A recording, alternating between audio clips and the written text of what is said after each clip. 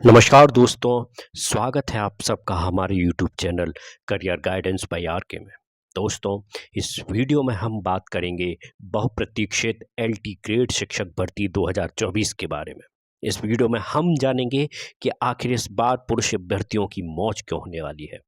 दोस्तों, एक सवाल जो हर बार हर अभ्यर्थी हर रोज हर समय पूछता है कि एलटी ग्रेड का विज्ञापन कब जारी होगा। इस वीडियो में हम जानेंगे क्या एलटी ग्रेड में 10,000 पद आएंगे और साथ ही साथ क्या एलटी ग्रेड में प्री और मेंस लागू होगा।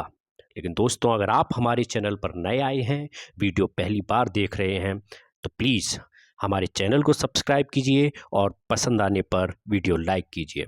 तो दोस्तों, बिना कोई टाइम वेस्ट करे हम अपना वीडियो शुरू करते हैं। दोस्तों, सबसे बड़ा सवाल, आखिर एलटी ग्रेड का विज्ञापन कब आएगा।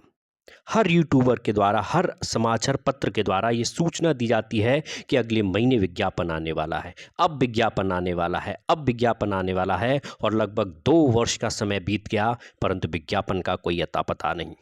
दोस्तों, उसके पीछे सबसे बड़ा कारण रहा अहर्ता विवाद। जी हाँ दोस्तों, पिछली बार वर्ष 2018 में जब एलटी ग्रेड का 10,000 से अधिक पदों पर विज्ञापन जारी किया गया, तो उसमें हर विषय को लेकर कुछ योग्यताएं निर्धारित की गईं और उन्हीं शैक्षिक योग्यताओं को लेकर कई सारे अभ्यर्थी कोर्ट में चले गए और उसके पश्चात यह एक लंबा विवाद बना। इसकी वजह से जब इस बार आयोग को शिक्षक भर्ती का अध्याचन मिला, तो आयोग ने अध्याचन यह कहकर लौटा दिया कि सबसे पहले शिक्षा विभाग हर विषय के लिए अहर्ता स्पष्ट करे ताकि कोई विवाद की स्थिति न बने। और दोस्तों, इसी वजह से लगभग 2 साल तक ये विज्ञापन लटका रहा। बहुत लंबा समय लिया गया शिक्षा विभाग के द्वारा इस अहर्ता विवाद को समाप्त करने के लिए, परंतु वर्तमान समय में यह अहर्ता विवाद समाप्त किया जा चुका है और हर विषय के लिए एक स्पष्ट व्याख्या की जा चुकी है।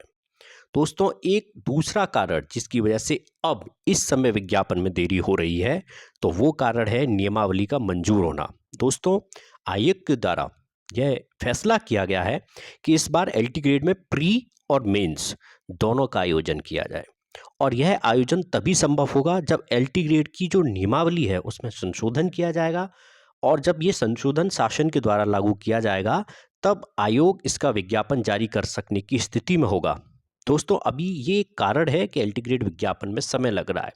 इसके साथ ही साथ एक और बड़ा कारण जो विज्ञापन में देरी कर रहा है कि कुछ अभ्यर्थी ऐसे हैं जिनको अभी एलटी ग्रेड में जॉइनिंग दी जानी है।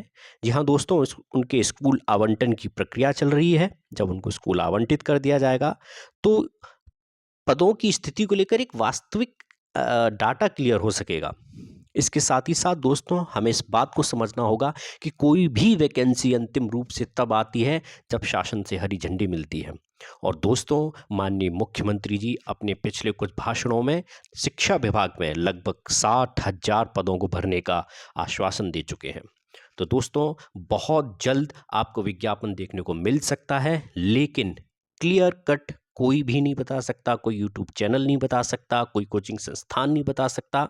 ये बता सकते हैं तो केवल माननीय मुख्यमंत्री जी, और उनके द्वारा हरी झंडी दी जा चुकी है। और अगर आप मेरे अनुमान की बात करें तो मुझे ऐसा लगता है लगभग फरवरी या मार्च में इसका विज्ञापन आ जाएगा। दोस्तों, इसके साथ आपको एक और सूचना देनी है कि इस बार पुरुष वर्ग इस विज्ञापन में बहुत लाभ की स्थिति में रहेंगे। जी हाँ दोस्तों, इस बार पुरुष अभ्यर्थियों की मौज होने वाली है। क्यों? क्योंकि इस बार बालक वर्ग में पद ज़्यादा रहेंगे। दोस्तों, एलटी ग्रेड विज्ञापन में 2 वर्ग होते हैं, एक पुरुष वर्ग और एक महिला वर्ग। महिला वर्ग में जहां स्कूल ऐसा होता है जिसमें केवल महिला अध्यापक होती हैं, और पुरुष वर्ग ऐसा होता है जहां पर महिला और पुरुष दोनों अध्यापक होती हैं। कोई भी पुरुष अभ्यर्थी महिला वर्ग में आवेदन नहीं कर सकता है। दोस्तों, समाचार पत्र के समय समय पर इस पर अपडेट दी जाती है, और अभी समाचार पत्र में अपडेट दी गई थी कि लगभग 7,814 पद खाली हैं, जिसमें पुरुष वर्ग में 4,771 और महिला वर्ग में लगभग 3,000 पद रिक्त हैं। तो दोस्तों, इस बार के विज्ञापन में पुरुष वर्ग के लिए अधिक पद आने वाले हैं और महिला वर्ग के लिए अपेक्षाकृत कम पद आने वाले हैं। जहाँ तक बात कुल पदों की जाए तो एलटी ग्रेड विज्ञापन में जो खाली पद होंगे या जो पद आएंगे उनमें 3 मुख्य बिंदु होंगे। पहला कि एक इन 6 वर्षों के बीच में कुल कितने नए विद्यालयों का सृजन किया गया है और उन सृजित पद जो विद्यालय हैं उसमें हर एक विषय के पद होते हैं। दूसरा, कितने एल्टीग्रेड अध्यापक ऐसे थे जो विज्ञापन आने से पहले प्रोन्नत होकर प्रवक्ता पद पर चयनित किए गए हैं, उनका प्रोन्नति यानी कि उनका प्रमोशन लेक्चरर पद पे किया गया है तो पोस्ट अपने आप खाली होती है। और कुछ ऐसे अध्यापक होंगे जो कि इन बीते वर्षों में रिटायरमेंट उन्होंने ले लिया होगा। तो कुल पदों की अगर बात की जाए दोस्तों, ये एक अनुमान लगाया जा सकता है। देखिए, पिछली बार लगभग 6000 पदों का अध्याचन भेजा गया था। अब वो अध्याचन आज से लगभग 1.5-2 साल पहले भेजा गया था और उसके बाद कुछ स्कूल खुले हैं। राज्यपाल महोदया द्वारा कुछ स्कूलों को मान्यता प्रदान की गई है।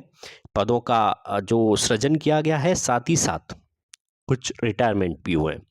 तो एक अनुमान लगाया जा सकता है कि लगभग 7 से 9,000 पद हो सकते हैं। लेकिन दोस्तों, इस बीच आपको इस बात का भी ख्याल रखना है कि एलटी ग्रेड के पदों में कहीं ना कहीं स्कूलों में कितनी छात्र संख्या है, यह भी एक बड़ा कारण बनेगा। दोस्तों, इस बार के एलटी ग्रेड विज्ञापन में आपको कई बड़े बदलाव भी देखने को मिलेंगे। पहला, इस बार प्री और मेंस लागू किया जा सकता है। जी हाँ दोस्तों, परीक्षा में पारदर्शिता बनाने के लिए और चयन निष्पक्ष और प्रभावी ढंग से हो, इसके लिए आयोग इसको 2 चरणों में विभाजित करेगा। सबसे पहले एलटी ग्रेड के लिए प्री परीक्षा होगी और जो अभ्यर्थी उत्तीर्ण होंगे उनको एलटी ग्रेड मेंस में बैठना होगा। इसके साथ ही साथ समकक्ष अर्हता इस बार स्पष्ट होगी। दोस्तों, पिछली बार हिंदी विषय को लेकर, कला विषय को लेकर कई सारे अभ्यर्थी कोर्ट में गए थे। कोई क्लियर कट एक एक एक शैक्षिक योग्यता नहीं थी कि ये डिग्री अगर आप धारण करते हैं तो आप योग्य हैं। उसमें कुछ अलग अलग विकल्प भी दिए गए थे। लेकिन इस बार एलटी ग्रेड में विज्ञापन के समय क्लियर कट एक अर्हता होगी कि अगर आप ये डिग्री रखते हैं तो इस पद के लिए आवेदन कर सकते हैं। दोस्तों, इसके साथ साथ आपको पाठ्यक्रम में बदलाव भी देखने को मिल सकता है, क्योंकि प्री और मेंस अगर लागू किया जाता है तो निश्चित ही पाठ्यक्रम बदलेगा। और कुछ विषय ऐसे होते हैं जो पाठ्यक्रम कोई भी हो लगभग समान रहते हैं। उदाहरण के तौर पर आपका सब्जेक्ट, जिस विषय के लिए आपने आवेदन किया है, अधिकांश वही विषय आपको प्रश्न के रूप में पूछा जाएगा। दूसरा, जीएस। जी हाँ दोस्तों, उत्तर प्रदेश के लोक सेवा आयोग द्वारा परीक्षा आयोजित की जाती है। जीएस उसमें कॉमन रहता है। साथ ही साथ हिंदी भाषा भी कॉमन रहती है। बाकी समय ही बता पाएगा कि एलटी ग्रेड में क्या प्री और मेंस लागू होगा, क्या पाठ्यक्रम में बदलाव होगा और कुल पद कितने होंगे। दोस्तों, इस वीडियो में हमने एलटी ग्रेड के बारे में, उच्च संभावनाओं के बारे में बात करी है। अगर आपको ये वीडियो पसंद आया हो तो प्लीज़ वीडियो